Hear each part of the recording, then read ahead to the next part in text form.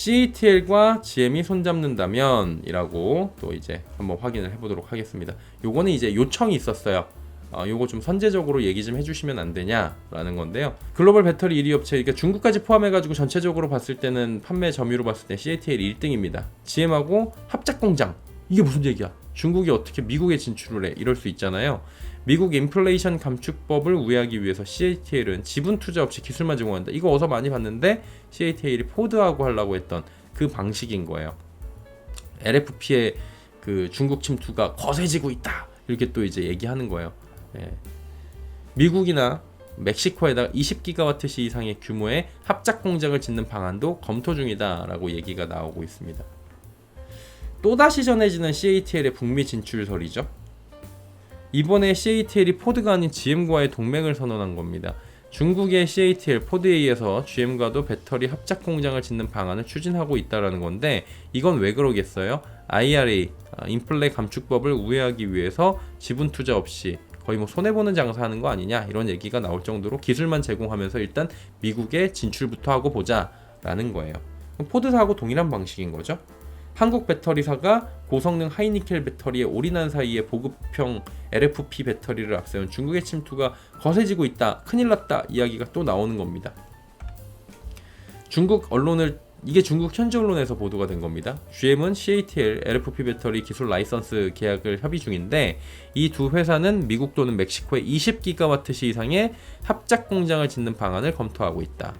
GM이 공장 지분 100%, 그리고 CATL은 기술 이전, 기술 제휴를 통해서 로열티를 지급하는 방식.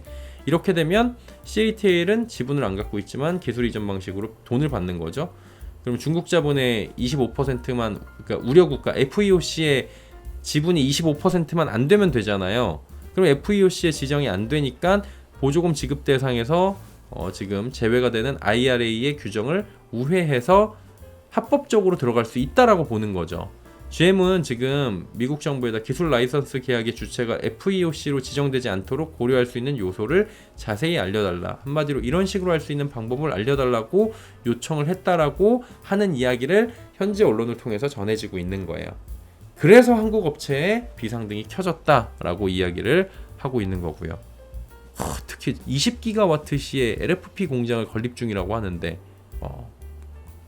근데 이걸 봐야 되는 게 뭐냐면은, CATL이 북미에서 정치권의 공세를 뚫고 기술 이전만을 위한 수준이라도 이 정도로 진짜 믿지는 투자여도 투자를 해갖고 진출이 가능할지 여부는 불투명하다는 거죠. 첫 번째로 이 대전제 자체가 불투명하다는 거예요.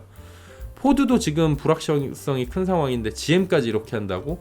GM이랑 포드 그럼 두 개를 하는데 미국 정치권에서 이거 가만히 내비둔다고? 그거 자체에 대해서 의문부호가 찍힌다라는 거죠. 그리고 11월 중간선거에 나서는 어느 후보도 이 후보에 대해서 긍정적으로 반응하지 못하고 있습니다. 바이든은 정부 자체에서 IRA, FEOC 통해가지고 중국 진출을 막고 있죠. 트럼프 전 대통령은 어떻게 해요? 멕시코에서 만들어지는 중국산 자동차 관세 100% 높이겠다고, 한마디로 중국 니네가 어떤 식으로 만들어서 들어와도 중국 전기차는 안 돼. 예. 앞으로 싸구려 전기차는 중국이 다 만들 건데 중국 그렇게 하는 거 우리 용인 못해라고 대놓고 얘기했잖아요, 얼마 전에. 이 자리에서 그거 나온 거 아니에요. 보조금 그 오형 얘기 나온 거 아니에요, 그때가. 그래서 으름장을 놨잖아요. 트럼프가 돼도 안 된다니까요. 전기차는 다 중국인이 만들 거라고 임기 첫날 보조금을 폐기하겠다고 했는데 이게 잘못된 얘기죠. 예. 보조금이 아니라 보조금 폐기라는 얘기는 없었다라는 거죠. 예. 서브시디인가요? 그렇게 표현을 한 건데 그게 없었죠, 그런 단어가. 예.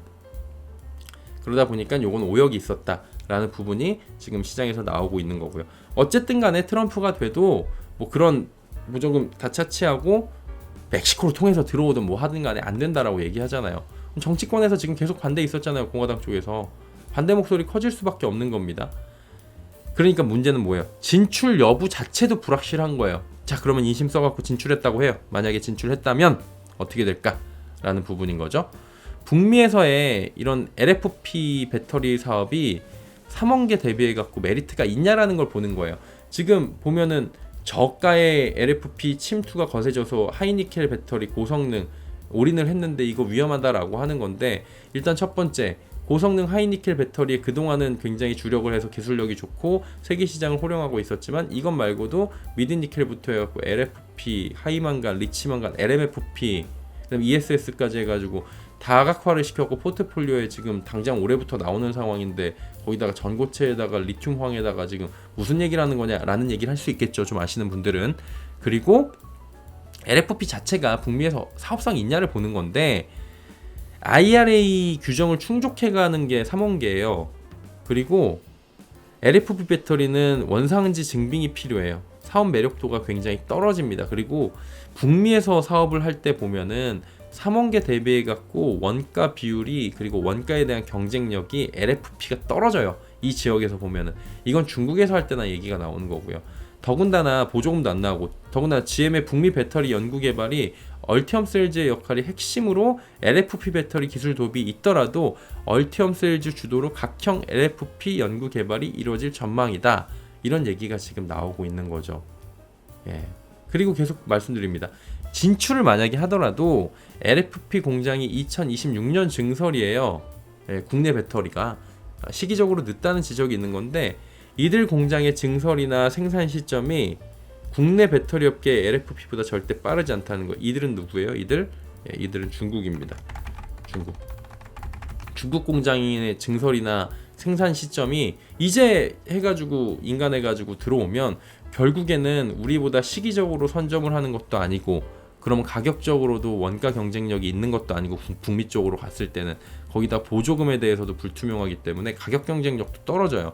이 경우에는 국내 배터리 업계 있잖아요. LFP가 국내 그 3사나 이런 배터리 업계 LFP가 보조금을 통해서 가격 경쟁력부터 기술까지 떨어질 게 없다라는 중론이 나올 수 있지 않겠어요? 진출 자체도 좀 어렵긴 한데 진출을 했더라고 가정을 하더라도 지금 보조금이나 이런 가격 경쟁력 그리고 삼원계 자체가 북미 쪽에서의 가격 경쟁력 LFP 자체가 북미 쪽에서 가격 경쟁이 떨어지는 거 이런 거부터 했고 보조금까지 했을 때는 전반적으로 생산 시점까지 기술력까지 봤을 때도 뭐 그렇게 밀릴 게 없다라는 거죠. 결론은 뭐예요? 진출 자체가 어렵고 진출이 만약에 되더라도 공장 증설 시기가 엄청나게 빨라서 선점되는 효과가 생각보다 적을 수 있는 거예요. 예.